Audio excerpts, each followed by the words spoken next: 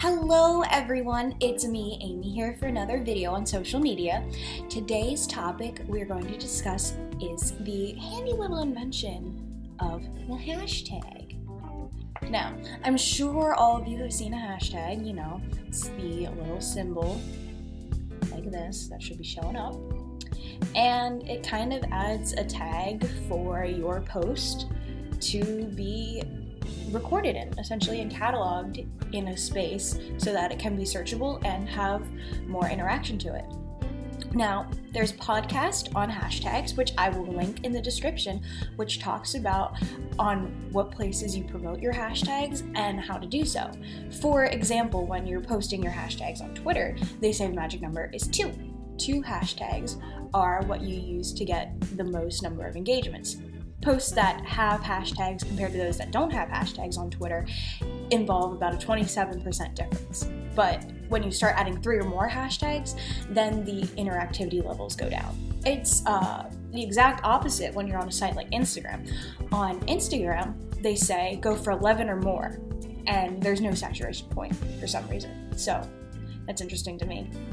And if you're on somewhere like Facebook, as of the research in the podcast saying 2013, that hashtags didn't really have any effect on Facebook posts, according to the podcast, which again I will link in the description below.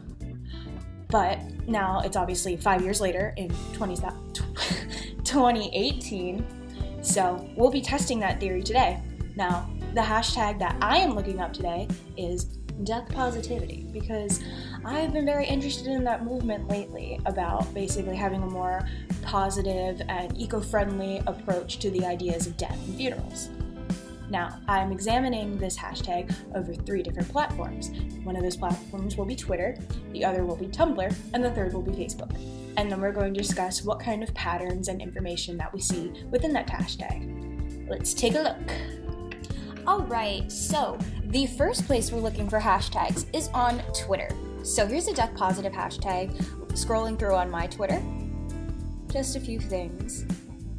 It's pretty interesting to me. I feel like I found the most results on Twitter because you have all sorts of things going through here on here. Like if you look at this post from Sarah Garcia, priest, remember my child that you are made of ash and to ash you shall return. Me, yeah, but I want like a green burial, so X-nay on the cremation please. Priest, ...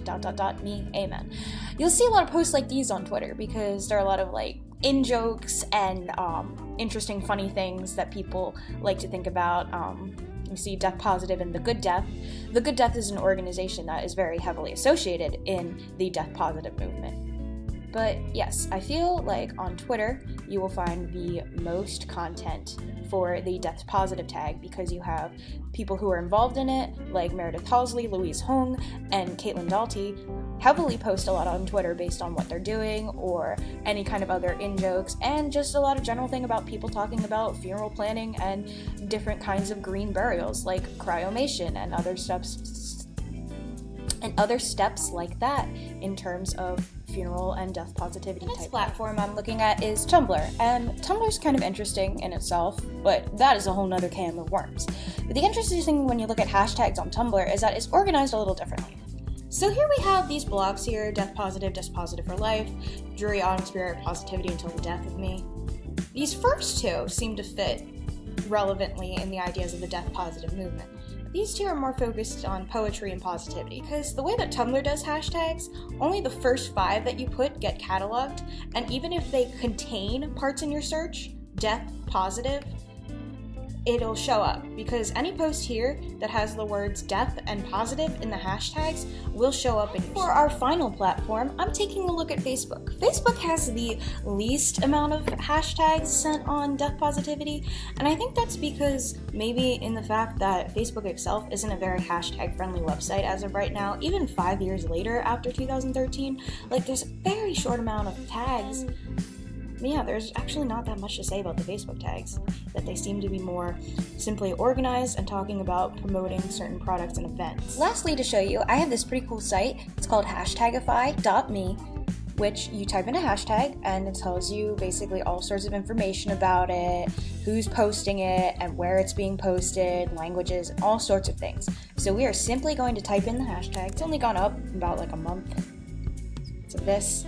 Now our top influencers, are, Caitlin Doughty, Death Salon, Judy Menlick. These are all very important people in the movement, and so these would be the type of people that you would follow if you're interested in the death positivity type of movement. Lastly, on the website Word It Out, I made a word cloud based on a bunch of text posts from the death positivity tag on these different social media platforms. So obviously the biggest central hashtag is death. But you see things like living and loved, stories, meaningful, once, grieving.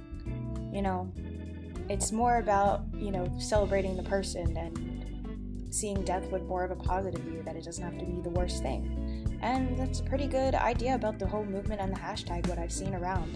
And yeah, so it was an interesting study for me to look at these hashtags and look at that, something that I was interested in. So I'll encourage you guys to go out and search through the hashtags that you like based on things that you're interested in and see how it gets categorized. And I just hope you have a good time browsing the internet.